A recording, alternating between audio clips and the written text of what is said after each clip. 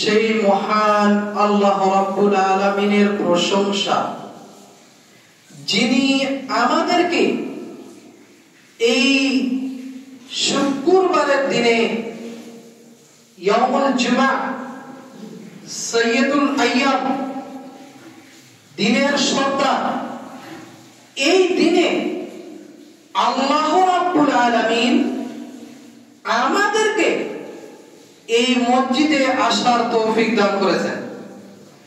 আমরা তারই প্রশংসা করব। একবার আল্লাহ রাব্বুল আলামিনের প্রশংসা মন খুলে করি আলহামদুলিল্লাহ।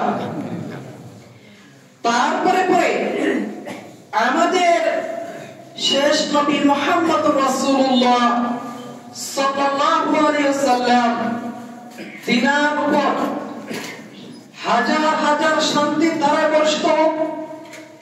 আল্লাহুম্মা সাল্লি আলাইহি, আল্লাহুম্মা বারিক আলাইহি। সম্মানিত শ্রোতী, আজকে আমি যে বিষয় নিয়ে আপনাদের সম্মুখে আলোকপাত করব সেটি হচ্ছে সূরা মুলক থেকে আমি আল্লাহ রাব্বুল আলামিনের নিদর্শন সম্পর্কে কিছু আলোকপাত করব ইনশাআল্লাহ। ওয়া মা তাওফীক ইল্লা বিল্লাহ।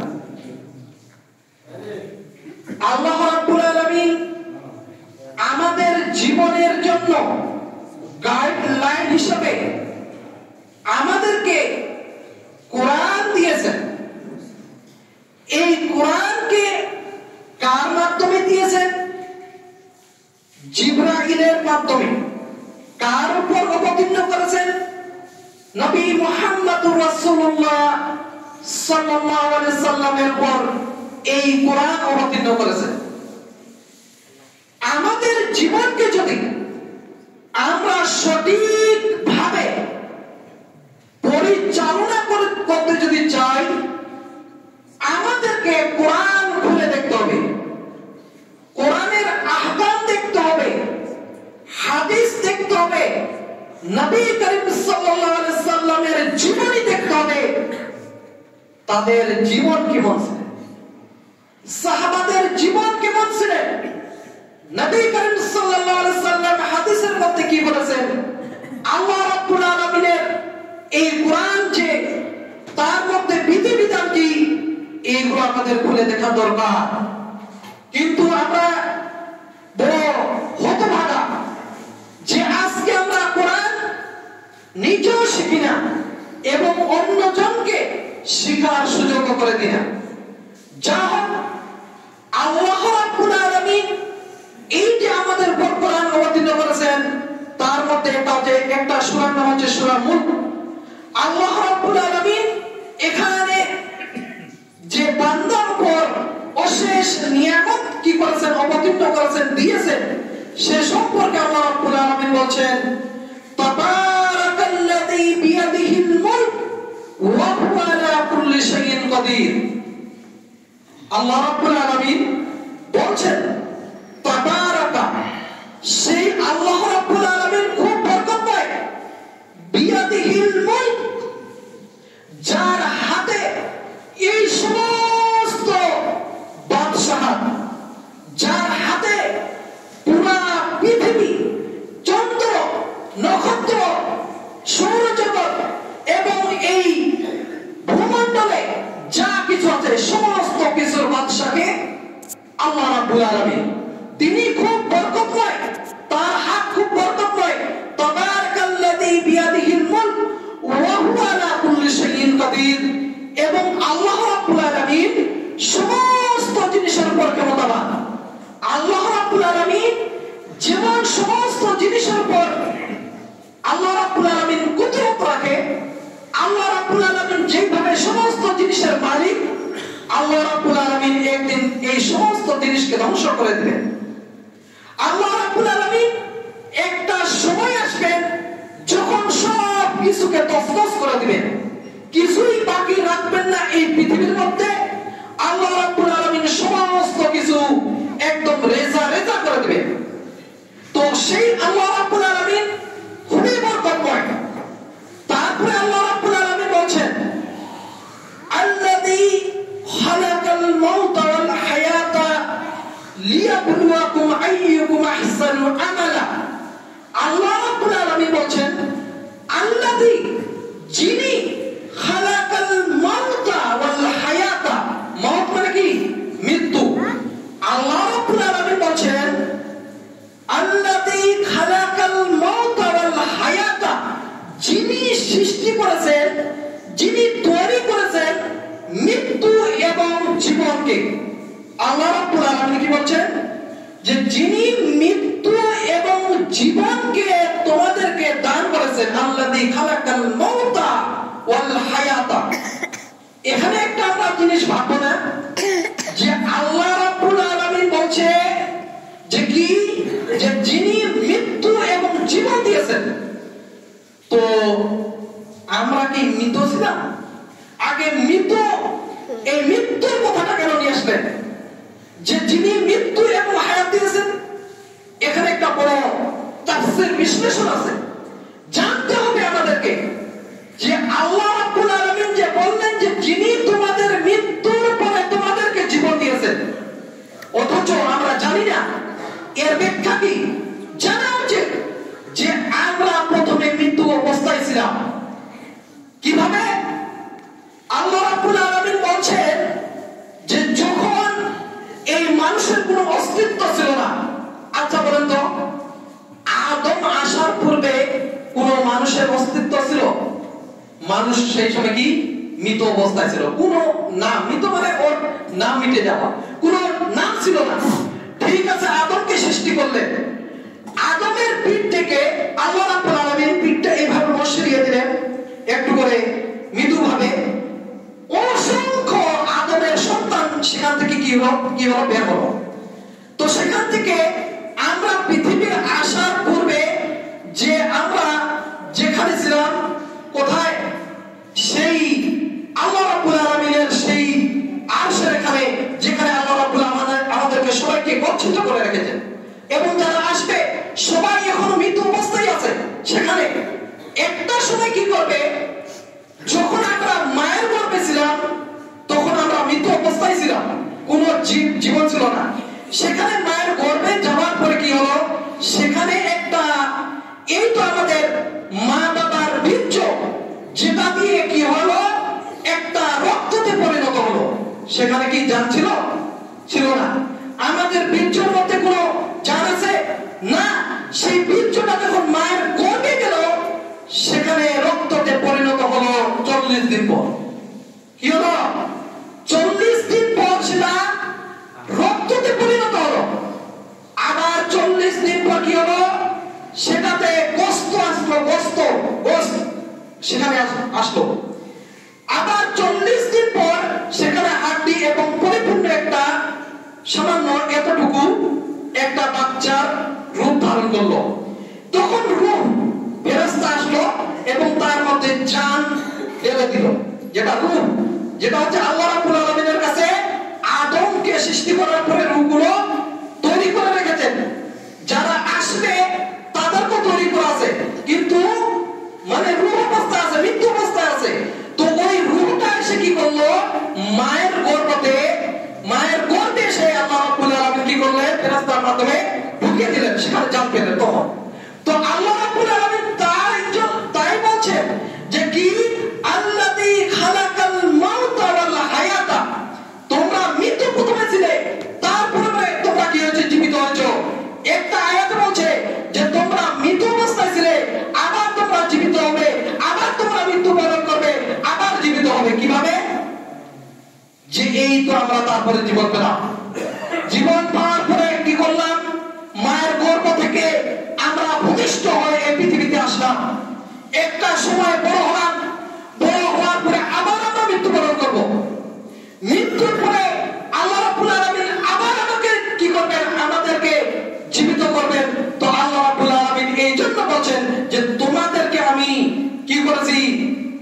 এই মৃত্যু এবং জীবন দিয়েছি তোমাদের, লিয়াবলুয়াকুম আইয়ুকুম আহসানু আমালা, তোমাদের মধ্যে কে সব থেকে উত্তম এই দুনিয়ার মধ্যে আমল করতে পারো, এই জিনিসটা আমি দেখার জন্য কি করেছি?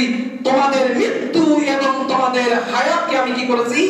সৃষ্টি করেছি, বানিয়েছি যে দেখো এই পৃথিবীর মধ্যে গিয়ে কে কি আমল করে আমার কাছে ফিরে আসতে পারে।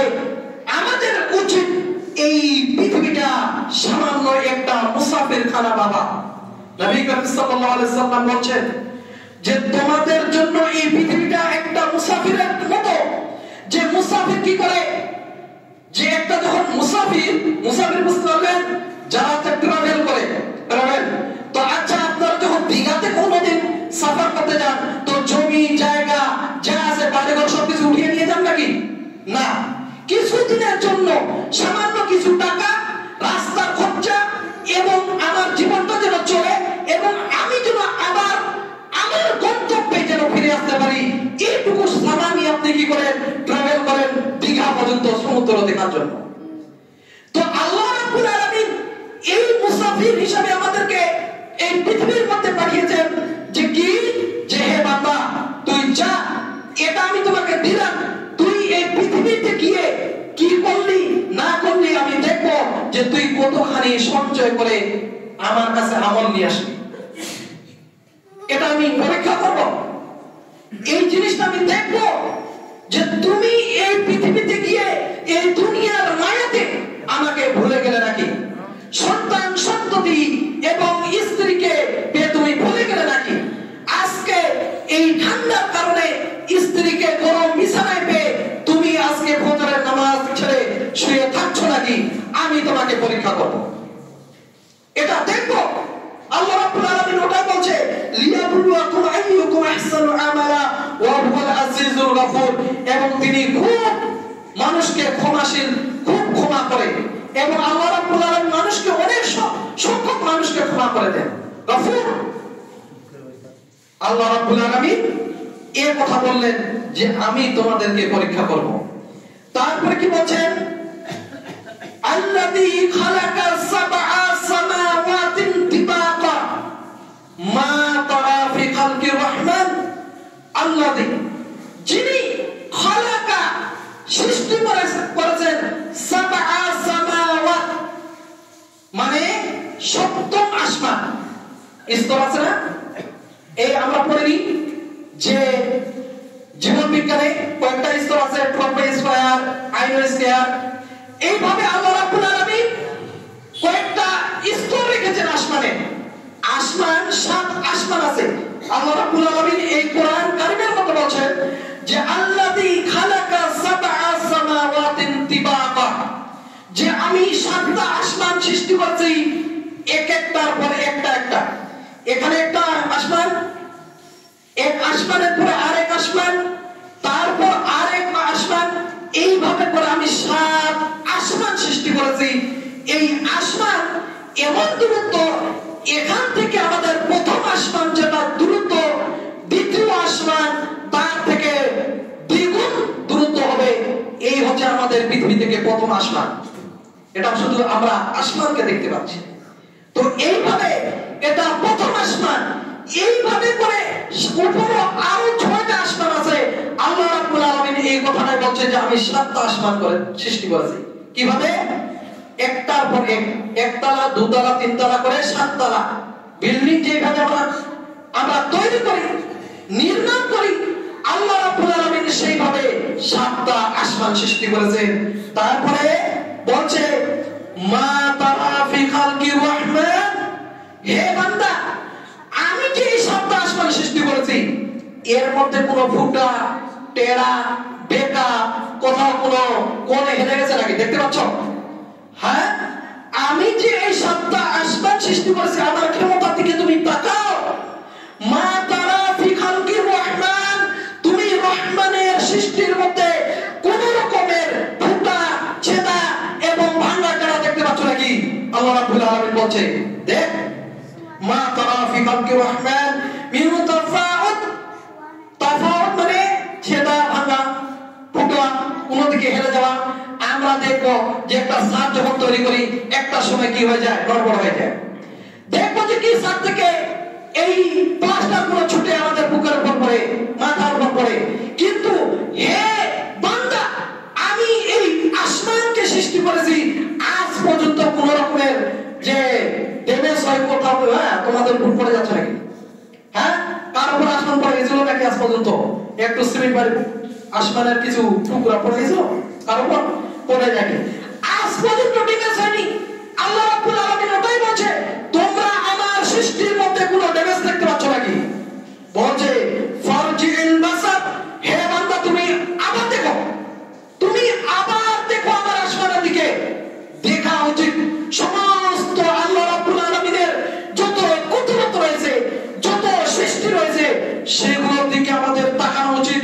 পাহাড়ের দিকে তাকানো উচিত, এই পৃথিবীর দিকে তাকানো উচিত, আসমানের দিকে তাকানো উচিত, সূর্যের দিকে তাকানো উচিত, আসমানের দিকে তাকানো উচিত, চন্দ্রের দিকে তাকানো উচিত, আমাদের নক্ষত্রের দিকে তাকানো উচিত। এই নক্ষত্র কিভাবে ঝুলে আছে, সামান্য একটা কি শূন্য বাতাসে কিভাবে তারা নিজের কক্ষপথে কিভাবে ঘুরছে, আপনারা কি এটা নিয়ে কোনোদিন ভাবনা চিন্তা করে না?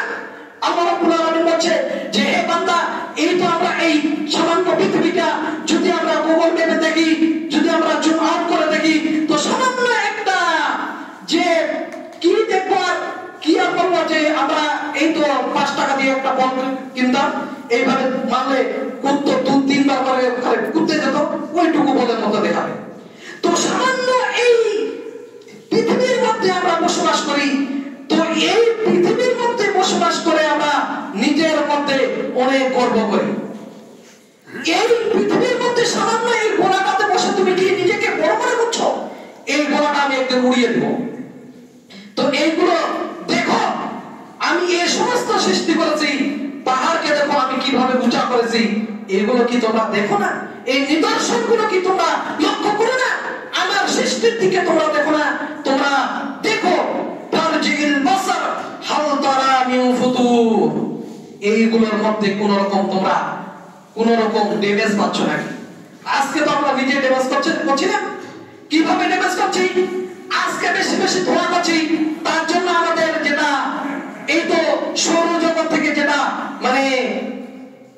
যেটা আমাদের কাছে সূর্যের আলো পৌঁছাচ্ছে, সেটা আজকে আমাদের জন্য ত্বক যেটা হচ্ছে কি স্কিন, এটা হচ্ছে আমাদের স্কিন ক্যান্সার হচ্ছে। কি জন্য?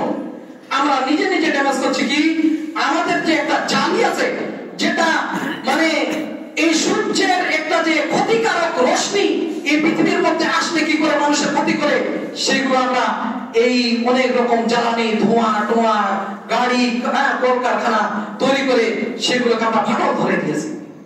তারপরে পাহাড়কে আমরা কেটে কেটে রাস্তা বানিয়ে দিচ্ছি, অথচ আল্লাহ রাব্বুল আলামিন বলছে এই পাহাড়কে আমি বানিয়েছি একটা খুঁটি স্বরূপ।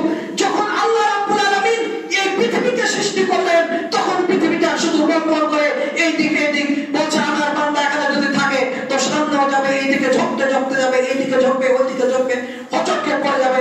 এই তখন আল্লাহ রাব্বুল আলামিন কি করলেন? পাহাড়কে সৃষ্টি করলেন, সেইগুলোকে বলছেন বিখাতা, আমি ওয়াল জিবালা উতাতা, এবং আমি পাহাড়কে সৃষ্টি করেছি কি জন্য? খুঁটি হিসাবে। যেমন আমরা গরু ছাগল বাঁধতে গেলে কি করি? খুঁটা মেরে দিয়ে একদম জোরে একদম লাথি আর একদম ঢুকে যায় একদম মাটির ভিতরে, আর কোনোদিন কি হয় না, সেই খুঁটা এইদিকে ওইদিকে নড়ে না, গরু ওখানে থাকবে, ছাগল সারাদিন ওখানে থাকবে, আর কোনোদিন নড়ানড়ি করতে পারবে না, খায় করে ঘাস। তো আল্লাহ রাব্বুল আলামিন এই পাহাড়কে এজন্য সৃষ্টি করলেন যেন আমার বান্দার যেন কোনো অসুবিধা না হয়, পাহাড়কে খুঁটি হিসাবে করে দিয়েছেন। তারপরে আল্লাহ রাব্বুল আলামিন বলছেন সুম্মা রজিল বাসারা কাররাতাইন, আবার আল্লাহ রাব্বুল আলামিন বলছে হে বান্দা যা দেখেছো আরেকবার দেখো। সুম্মা রজিল বাসারা কাররাতাইন, কাররাতাইন মানে দুবার, ঠিক আছে? যা শুনলে আবার তুমি ঘুরে দেখো, ফিরিয়ে তাকাও আমার সৃষ্টির দিকে। বলছে ইয়ানকালিব ইলাইকাল বাসারু খাশিয়া ওয়া হুয়া আসির, তোমার যেটা নিগাহ, তোমার যেটা দৃষ্টি, তোমার চোখ লেগে যাবে, তোমার দৃষ্টি সে থাকান হয়ে যাবে এবং তোমার দিকে ফিরে আসবে। নিচে তোমাকে কি করবে? তোমার নিগাহ, তোমার দৃষ্টি নিচু করে দিবে আমার যদি তুমি সৃষ্টিকে তুমি কি করে লক্ষ্য করো। আল্লাহ রাব্বুল আলামিন অন্যত্রে বলছেন ওয়ালাকাদ যায়্যানাস সামাআদ দুনিয়া বিমা সাবিহা ওয়া জাআলনাহা রুজুমান লিশ-শায়াতিন ওয়া আতাদনা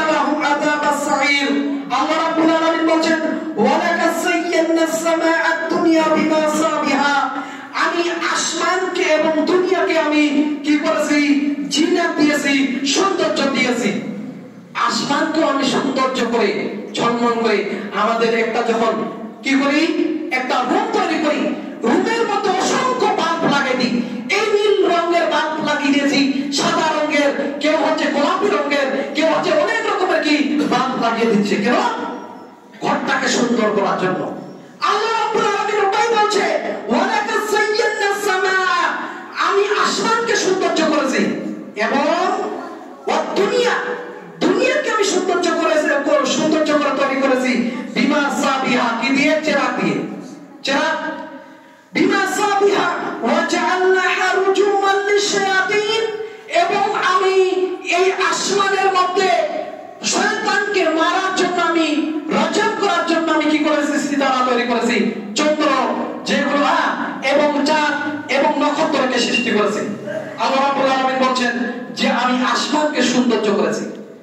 আজকে আমরা আসমানকে নকল করে এখানে একটা, এখানে একটা, এখানে একটা, এখানে কত যে বাল্ব লাগিয়েছে, এই জায়গাটাতে কমপক্ষে 8-10টা লাগাবে, এখানে 8-10টা, কতগুলো, কিভাবে?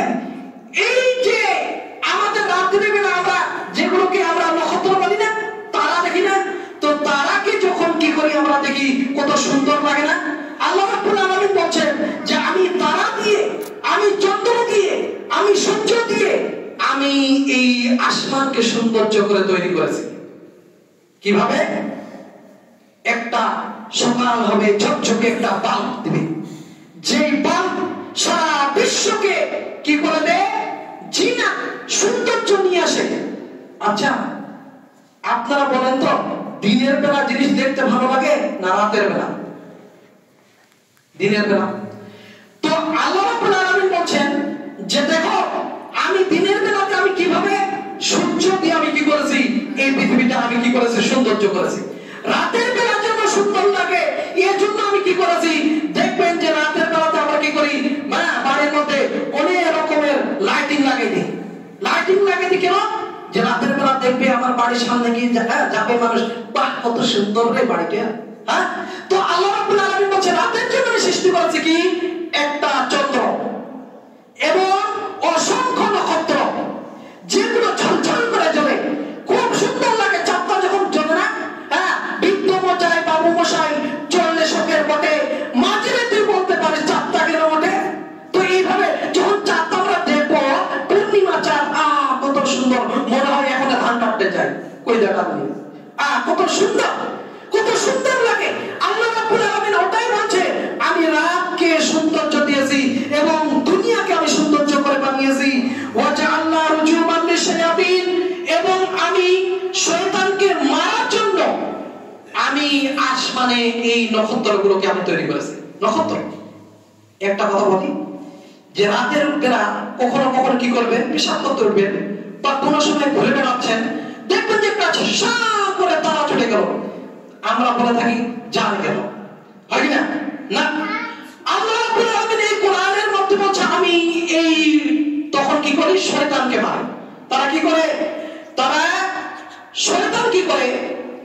যে শয়তান আসমানে যায়, আল্লাহ রাব্বুল আলামিন সমস্ত ফেরেশতাকে নিয়ে আলোচনা করে, মিটিং করে, ওই সময় কি করে? শয়তান আসমানে গিয়ে বলে না, দেয়ালের কান আছে, মানুষের দেয়ালে কান লাগে, শুনে না কি করছেন, কি বলছে।